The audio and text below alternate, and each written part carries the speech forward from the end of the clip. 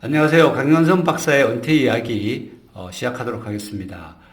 이번 주 내용은 퇴직자가 건강보험료 줄이기 위해 반드시 알아야 할 것에 대해서 알아보도록 하겠습니다. 먼저 구독자 질문인데요.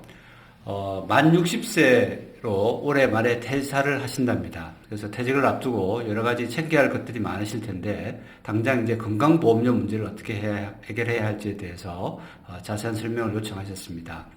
사실 퇴직을 하게 되게 되면 여러 가지 이제 그 정서적인 것 그리고 실질적으로 재무적으로 챙겨야 할 것들이 많이 있을 겁니다. 그중에 이제 가장 중요한 게 건강보험료일 텐데요. 어떻게 바뀌게 되는지 한번 살펴보도록 하겠습니다. 먼저 일전에도 말씀드렸다시피 건강보험료는 자기가 직장에 다닐 때는 직장 가입자로 분류가 되고 직장이 없어지게 되면 이제 지역 가입자로 분류가 됩니다. 어떤 차이점이 있는지 한번 살펴볼까요? 먼저 직장 가입자는 자기가 직장이 있으니까요. 보통 이제 월급에서 자동적으로 차감이 됩니다. 그래서 사실 잘 못 느끼죠. 그냥 떨어져 나가기 때문에 잘 못 느끼고 있다가 비용에 대해서 인식을 못 합니다. 그리고 본인이 50%를 내고 회사가 50%를 납부하기 때문에 그렇게 크게 부담스럽지 않고 일반적으로 내고 있죠. 그리고 직장 가입자는 자기가 재산이 별도로 있더라도 자기가 받는 월 정액 소득을 기준으로 해서 부과를 하고 있습니다. 반면에 퇴직을 하게 되면 자연스럽게 지역가입자로 전환이 되게 되는데요. 지역가입자는 뭐 은퇴를 하시거나 그러셨던 분들이 또 사실 뒤에 설명드릴 피부양자로 등재되지 않는 이상은 평생 동안 납부를 하셔야 됩니다. 그리고 직장 가입자하고는 다르게 본인이 100% 납부해야 되는 걸 아마 잘 알고 계실 겁니다. 그리고 여기에 좀 다르죠. 직장 가입자는 소득 기준에 의해서만 그 보험료가 부과되지만 지역가입자는 소득과 재산에 따라서 부과된다는 점이 차이점이 있을 겁니다. 그래서 지역가입자로 전환됐을 때 전반적으로 소득이 없어지는 상황 또는 소득이 줄어드는 상황에서 부담을 하려고 하니까 굉장히 부담스러운 것은 사실입니다.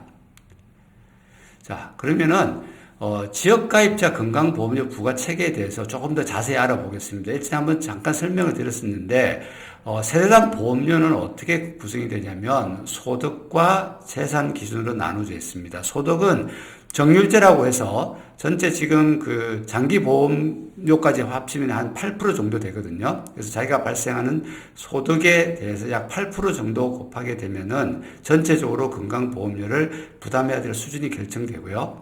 그 다음에 재산 같은 경우는 점수제입니다. 그래서 총 60등급으로 나뉘는데 우리가 재산이라고 하면은 자기가 가지고 있는 아파트 그리고 땅 그러니까 토지죠. 그리고 건축물, 주택, 선방, 뭐 항공기 심지어 이제 전세 또는 월세도 이제 환산을 해서 이렇게 재산 점수별로 부과를 하게 되어 있습니다. 그래서 재산 같은 경우는 기본공제 최대 1억까지 해주고 있는데요. 보시는 것처럼 이 둘을 합치게 되어 있죠. 그래서 소득 월액 곱하기 건강보험료율 지금 7.09%고 장기보험 까지 포함되게 되면 총 8% 정도 되는데 그걸 곱하게 대해서 나오는 값 그리고 자기의 재산에 대해서 점수당 208.4원이 부과가 됩니다. 그래서 이걸 곱한 금액을 총 합하게 되면은 자기가 부담해야 될 보험료가 매월 이렇게 나오게 되어 있는 거죠.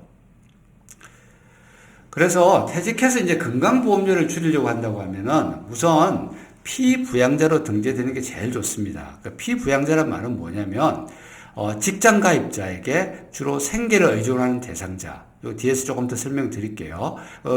사람들이 피부양자로 특히 이제 자기의 자녀가 있다는 경우, 자녀가 이제 직장을 가입하게 될 때, 그 자녀의 그 직장 가입자에게 내가 피부양자로 등재를 하게 되면 나는 보험료 부담 없이 실질적인 혜택은 다 똑같이 누릴 수 있습니다. 근데 이 피부양자는 그냥 아무나 되는 게 아니고요.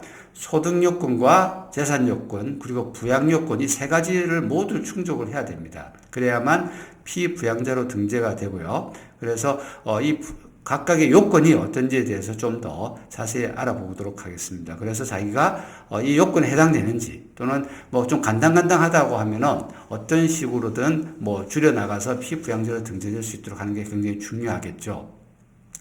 먼저 소득 기준은 2천만 원 이하인 경우에는 피부양자로 등재가 가능합니다. 2천만 원 이상되게 되면은 사실은 초과하게 되면 그때부터는 이제 피부양자 등재가 안 되죠. 그러니까 이 소득에는 뭐가 있냐면 이자, 배당, 사업, 근로소득에 해당이 되고요. 그리고 공적연금, 국민연금이라든지 공무원연금, 사학연금, 군인연금도 여기에 해당이 됩니다. 그리고 기타 소득도 이 소득 2천만 원에까지 포함되고요. 이제 해당되지 않는 거는 양도소득. 양도소득은 어떤 겁니까? 부동산을 매매를 했다든지, 주식을 매매를 했다든지, 이렇게 매일 자주 일어나는 게 아니라, 한번 일어나면 크게 일어나는 이제 그런 것들은, 여기에 포함되지 않습니다. 그리고 퇴직소득 같은 경우에는, 분류과세를 하죠. 별도의 퇴직소득 과세를 하기 때문에 여기 안 들어갑니다. 그리고 사적연금 소득도 사실은 안 들어가게 되어 있어요. 지금은 부과를 안 합니다. 법에는 사실은 사적연금 소득도 포함되게 되어 있는데 아직 건강보험공단에서 부과를 안 하고 있고요. 그리고 뒤에 설명되겠지만 세제 비적격에서 발생하는 이자 소득입니다. 이자 소득에 대해서도 아직은 현재까지 소득 기준에 포함되지 않습니다. 그리고 일전에 한번 말씀드렸는데 연간 금융소득 1,000만 원 기준이 굉장히 중요합니다. 그래서 가급적이면은 언제 있으신 분들은 이 1,000만 원에서 낮춰가는 게 굉장히 중요할 거고요. 그 다음에 이제 이 소득 기준에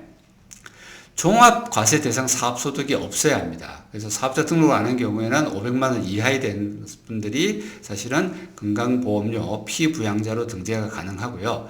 그 다음에 재산 기준으로는 재산세 과세 표준이 5.4억 원 이하 인 경우에는 피부양자 등재가 가능합니다. 그리고 5.4억에서 9억 이하라고 하면은 연간 소득이 1,000만 원 이하여야만 피부양자 등재가 가능하죠. 그래서 이제 재산세 과세 표준을 어떻게 구하는지는 조금 설명을 드리게 되면 보통 이제 아파트를 기준으로 본다라고 하면 시세가 있을 것 아닙니까? 보통 이제 그 시세의 한 70에서 한 80% 정도가 공시 가격이에요. 근데 이 공시 가격에서 재산세 과세 표준은 공정시장 가격 비율을 다시 산정하게 됩니다. 보통 주택은 60%, 토지 건물은 70%, 1세대 1주택 같은 경우는 43에서 한 45% 정도 이렇게 반영을 하게 되는데요. 그래서 이 금액을 기준으로 해서 9억 원 이하게 되면은 피부양자가 등재가 됩니다. 근데 여기서 이제 조금 앞서갈 수 있는데, 시가 내가 40억짜리를 만약에 아파트를 가지고 있다. 근데 이 사람은 이제 피부양자 등재가 안 되겠죠. 이미 9억을 초과해 버렸으니까. 근데 이분이 얼마 정도 내는지를 한번 대충 산정해 보게 되면요. 시가 40억 같은 경우는 공시가격이 한 80% 정도라고 본다고 하면 32억 정도가 될 거고요. 공시가격. 그리고 공정시장 가격 비율을 곱하게 되면 약 한 19.2억 정도가 나올 겁니다. 재산공제 1억을 빼게 되면은 대상 소득이 한 18.2억이 이제 재산세 과세 표준에 해당되는 텐데, 이 재산세 과세 표준 18.2억은, 건강보험공단에서 제공하는 등급표를 보게 되면 약 한 45등급 돼요. 그럼 이게 점수가 1341점인데, 앞서 설명드린 각 점수당 208.4원을 곱하게 되면 약 27만 9,464원을 매월 이렇게 납부를 하셔야 됩니다. 그래서 시가 40억짜리 가지고 계신 분은 이 정도 낼 수 있다는 거고, 자기가 얼마짜리 가지고 있는지에 대해서는 실제 대입해서 계산해 보실 수 있을 거예요. 그래서 이 소득 기준과 재산 기준이 충족돼야 되고, 그리고 부양 기준이라는 것도 충족돼야 됩니다. 그래서 직장 가입자의 배우자이거나 또는 직계 존속, 부모 쪽이죠. 그리고 직계 비속, 자녀들일 겁니다. 그리고 그 배우자에 해당되는 경우, 그리고 형제 자매인 경우도 가능한데, 이건 좀 까다롭죠. 30세 미만이거나 65세 이상에 해당되는 경우에는 이 부양가족 기준을 충족할 수 있기 때문에 이 세 가지 요건을 다 만든다고 하면은 피부양자로 등재가 가능합니다. 앞서 설명드린 것처럼 피부양자는 혜택은 다 보고 건강보험료는 한 푼도 안 내니까 사실 굉장히 좋죠. 하지만 이 각각의 요건에 해당되는지 여부는 반드시 한번 체크를 해보셔야 될 것 같고요.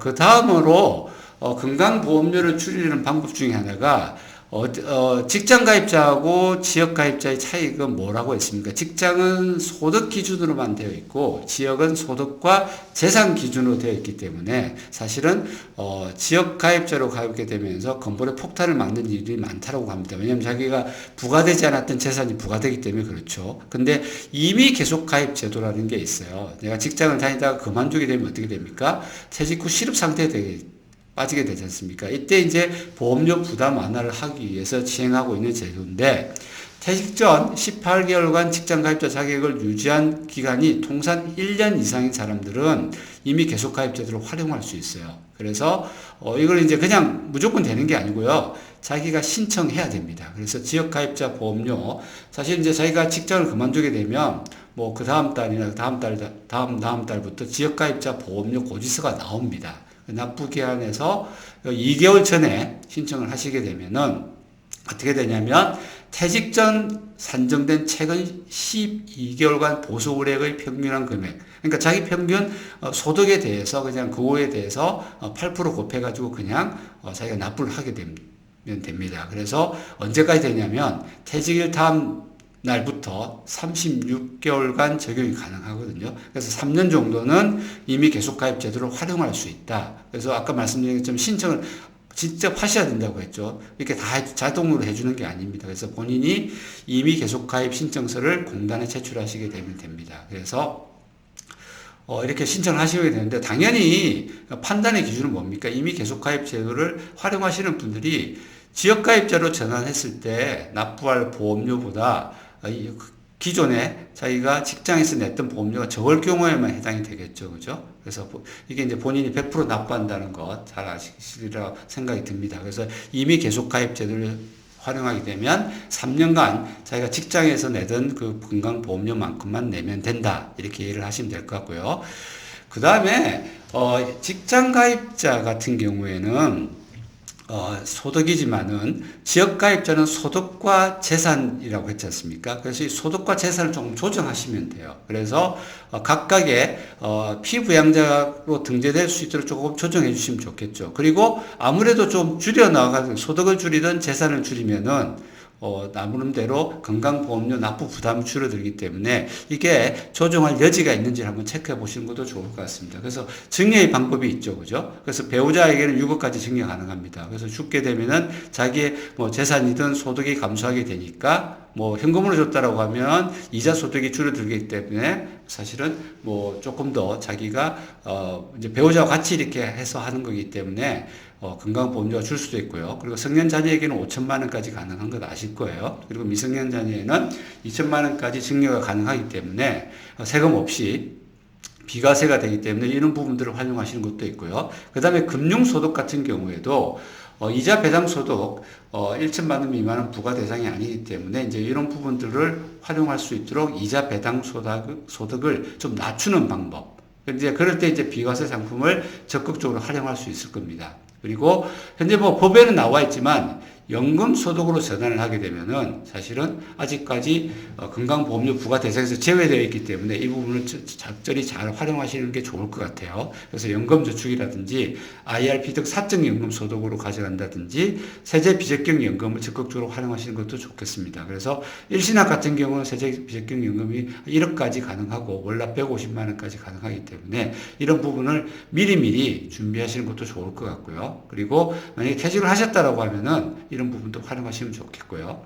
그 다음에 이제, 퇴직 소득에서 해당되지 않는 어떤, 우리 금융상품 같은 경우는 뭐 분류과세를 한다든지 또는 비과세를 한다든지 이런 것들이 많이 있어요. 그래서 퇴직 소득은 분류과세합니다. 그렇기 때문에 퇴직 소득에 대해서는 크게 걱정하실 필요가 없죠. 이게 나중에 연금으로 받게 되면 연금소득세에 대해서 과세는 받지만은 어떻게 된다고 했습니까? 연금소득으로 전환하게 되면은 실질적으로 건강보험료에는 아직 산정 안 되기 때문에 이런 부분을 적극 활용할 수 있을 것 같고요. 그 다음에 양도소득 같은 경우에는 미국 주식에 직접 투자를 한다든지 이렇게 되면 양도소득세에 해당이 됩니다. 그래서 여기서 얻는 수익은 양도소득세를 내기 때문에 이것도 건강보험료에 해당이 안 돼요. 그래서 이런 부분도 활용하시고요. 그러니까 국내 주식의 자본 차익도 현재까지는 뭐 대주주가 아닌 이상은 비과세거든요. 그래서 이런 부분도 활용하시게 되면은 전반적으로 소득과 재산을 조정하시게 되면 사실은 여기서 얻는 소득은 그대로 있지 않습니까? 다만 분류를 달리 함으로써 내가 건강보험료는 줄일 수 있다. 이렇게 이해를 하시면 될 것 같아요. 그래서 이 소득과 재산까지 조정하시게 되고요. 그 다음에 더 좋은 건 이제 재취업을 하면 제일 좋죠. 그죠? 재취업하게 되면 다시 소득 기준으로 부과가 되기 때문에 아무래도 건강보험료를 줄이고요. 그리고 앞서 여기 질문 주신 분처럼 60세에 사실은 은퇴를 하기엔 조금 빠릅니다. 좀 더 일을 하시는 게 좋은데, 그래서 소득을 얻을 수 있는 그런 직장을 다시 들어가시게 되면은 전체적으로 건강보험료를 줄일 수 있을 것 같고요. 뭐 대개 이제 자기가 첫 직장보다는 재취업을 하게 되면 아무래도 소득이 주는 게 일반적입니다. 그래서 소득이 떨어지게 되면 아무래도 건강보험료 줄게 되고, 나름대로 이제 국민연금, 공적연금을 받기 전까지 생활이 가능해지기 때문에 뭐 생활 수준이나 생활비를 조절하면서 살아가는 것도 좋을 것 같고요. 그럴 때도 최소한 1년 이상은 계속 취업을 유지하시는 게 좋아요. 왜냐하면 이렇게 또 그 취업을 하다가 다시 또 혹시 또 그만둘 수가 있지 않습니까? 그러면 어떻게 됩니까? 이미 계속 가입자들을 활용한다라고 하면 자기가 직전에 했던 그 직장의 그 소득을 기준으로 해서 3년간 또 계속 활용할 수 있기 때문에 최소한 취업 기간은 특정 기간 1년에서 18개월 이상은 유지하는 게 좋겠다, 이렇게 말씀을 드립니다. 그래서 재취업하는 게 좋을 것 같고요. 그래서 제가 이제 제안 드리는 바는 사실은 건강보험료 같은 경우에는 미리미리 좀 준비를 하셔야 돼요. 그리고 조금 늦었다 생각할 때 또 가장 또 빠를 수도 있습니다. 그래서 금융자산을 연금자산으로 이전하는 것도 중요하고요. 그리고 배우자하고 공동으로 재무 목표라든지 재산 관리, 소득 관리를 해주시는 게 좋습니다. 그래서 혼자만 하지 마시고 같이 하다 보면은 조금 더 힘을 들 수도 있고, 그리고 정리를 통해 가지고도 아무래도 자기 소득이나 재산을 줄일 수 있기 때문에 그런 부분을 적극 활용하시는 게 좋겠고요. 그 다음에 금융소득이나 재산 같은 경우도 같이 활용하시는 게 좋고, 그 다음에 분류과세, 특히 양도세라든지 뭐 이런 부분들을 적극적으로 활용하시는 게 좋습니다. 그리고 법인을 세워가지고 셀프 고용하는 방법도 많이 추천하시는 분들도 있던데, 이런 것들은 뭐 사실 잘 따져봐야 될 것 같아요. 분명히 이익을 얻는 부분도 있겠지만은 뭐 신경을 많이 써야 된다든지, 또는 뭐 자기가 고민해야 될 부분들이 많기 때문에 이게 나하고 잘 맞는지는 한 번쯤은 잘 생각해 보시고 결정을 하시는 게 좋을 것 같습니다. 그래서 오늘 말씀드린 거는 퇴직자가 건강보험료 줄이려고 하게 되면 피부양자로 등재한다든지 해서, 그리고 자기 셀프 고용까지 총 한 5가지 정도의 방법을 알아봤습니다. 궁금하신 사항은 댓글로 남겨주시고요. 그리고 구독과 좋아요 부탁드립니다. 연금이라든지 투자에 대해서 궁금하신 사항은 언제든지 저희나 저희 회사에 문의를 주시면은 저희가 최선을 다해 답변을 드리도록 하겠습니다. 감사합니다.